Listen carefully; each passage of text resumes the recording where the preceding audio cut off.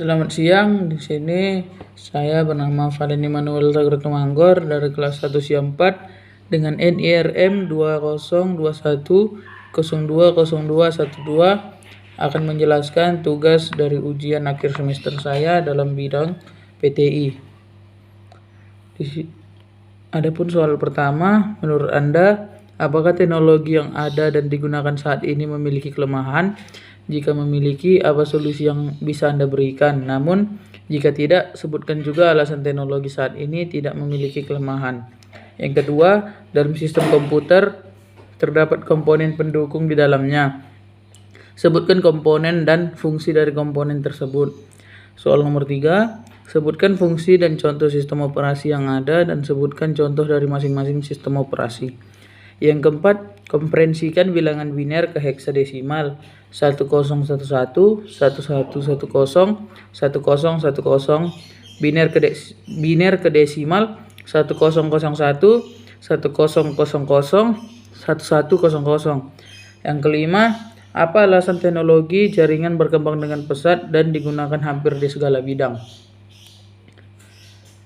Jawaban nomor 1 saya, menurut saya teknologi yang ada saat ini memiliki kelemahan, yaitu banyak informasi negatif yang dapat diakses dengan mudah, membuat cenderung malas karena terbiasa dengan informasi-informasi yang instan, lalu penipuan via online. Maka solusi yang bisa saya lakukan adalah mengajak semua pengguna teknologi yang ada di sekitar saya agar tidak mudah percaya dengan berita-berita yang tidak jelas, serta mengajak mereka agar bisa berhati-hati dalam menerima telepon dari nomor yang tidak dikenal. Nomor 2, yang pertama ada hardware. Hardware atau perangkat keras. Hardware merupakan perangkat keras yang kasat mata dan memiliki wujud fisik yang dapat diraba. Hardware pada komputer sendiri masih dibagi lagi menjadi 4 bagian, yaitu input device, output device, processing device, dan storage device. Pertama, input device atau perangkat masukan.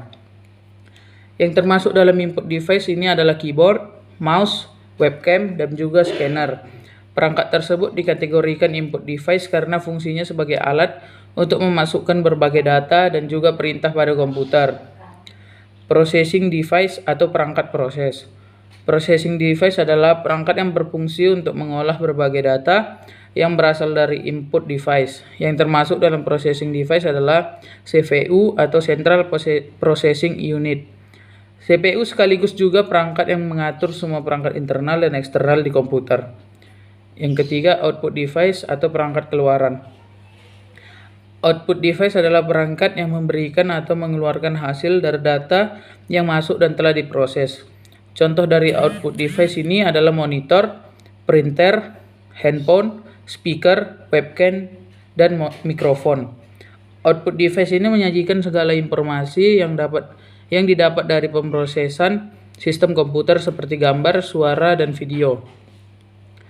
Dan yang keempat, storage device atau perangkat penyimpanan. Perangkat ini adalah alat yang digunakan untuk menyimpan berbagai data. Storage device sendiri terdiri dari 2 macam, yaitu internal storage dan external storage. Contoh dari internal storage adalah hard disk dan RAM, sedangkan external storage misalnya adalah hard disk eksternal, CD, DVD, dan flash disk. Yang kedua ada software atau perangkat lunak. Software adalah komponen yang tak kasat mata. Software dalam komputer adalah komponen penting karena berperan menjalankan segala perintah yang masuk ke hardware. Software dapat diartikan juga sebagai suatu kumpulan data elektronik yang tersimpan dan diatur oleh komputer.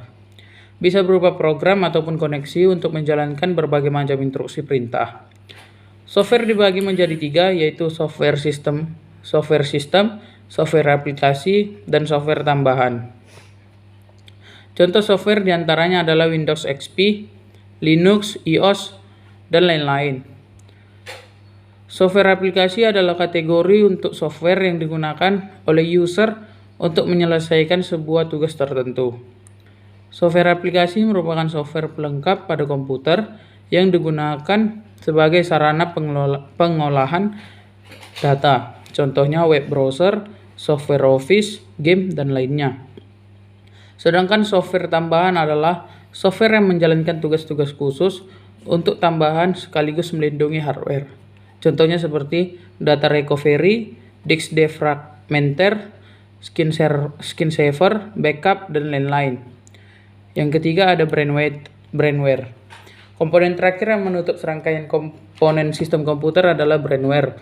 Brainware yaitu orang yang menjalankan atau mengoperasikan komputer. Brainware sangat penting karena komputer tidak dapat bermanfaat jika tidak dioperasikan oleh manusia. Jadi, brainware merupakan setiap orang yang terlibat dalam kegiatan-kegiatan pemanfaatan komputer. Contoh dari brainware diantaranya adalah programmer, sistem analisis, operator, dan administrator.